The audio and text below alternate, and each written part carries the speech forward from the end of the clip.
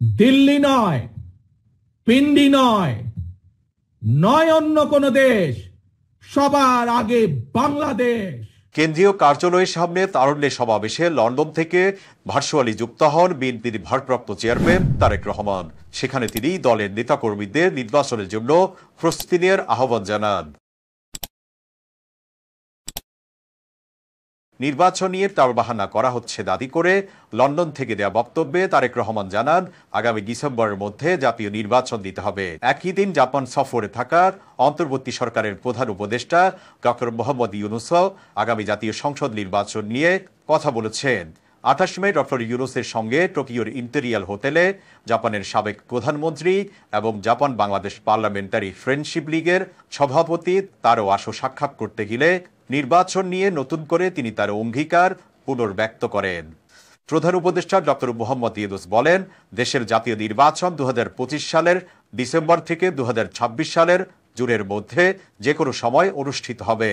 পরে প্রধান উপদেষ্টার প্রেস সচিব শফিকুল আলম ব্রিফিংয়ে একই আশা পুনর্ব্যক্ত করেন। শফিকুল আলম বলেন, ডক্টর ইউনূস 6 মাসের সময়সীমা নির্ধারণ করেছেন এবং সে সময়ের মধ্যেই নির্বাচন অনুষ্ঠিত হবে। সব প্রস্তুতি সম্পন্ন হওয়ার সাথে সাথে প্রধান উপদেষ্টা জাতীয় নির্বাচনের জন্য একটি নির্দিষ্ট তারিখ ঘোষণা করবে। এদিন জাপানের সাবেক পররাষ্ট্রমন্ত্রী ও বাংলাদেশের দীর্ঘদিনের বন্ধু তারো আশো বাংলাদেশকে রাজনৈতিক স্থিতিশীলতার দিকে নিয়ে যাওয়ার জন্য ডক্টর ইউনূসকে ধন্যবাদ জানান এবং একটি সুষ্ঠু গণতান্ত্রিক উৎপীড়নের জন্য একটি সাধারণ নির্বাচনের প্রয়োজনীয়তার উপর গুরুত্ব আরোপ করেন। তারো আশোর সাথে একমত পোষণ করে প্রধান উপদেষ্টা আরো বলেন, অন্তর্বর্তী সরকার 3টি মূল ক্ষেত্রকে অগ্রাধিকার দেওয়ার জন্য কাজ করছে। সেগুলো হলো সংস্কার, হত্যাকারীদের বিচার এবং একটি সাধারণ নির্বাচন।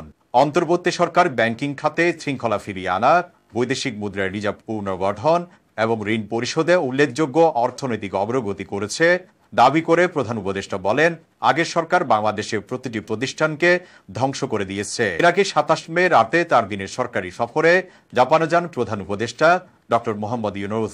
আগামী 31 মে তার দেশে ফেরার কথা রয়েছে। এতক্ষণ তাজা খবরের সাথে থাকার জন্য ধন্যবাদ। ফেসবুকে আমাদের পেজটি ফলো করে আমাদের সাথেই থাকুন। আর আপনি যদি ইউটিউব থেকে দেখে থাকেন, তাজা খবরের চ্যানেলটি সাবস্ক্রাইব করার অনুরোধ রইল। আর আপনি কোথা থেকে দেখছেন আমাদের ভিডিও, সেটি কমেন্টে জানাতে ভুলবেন না।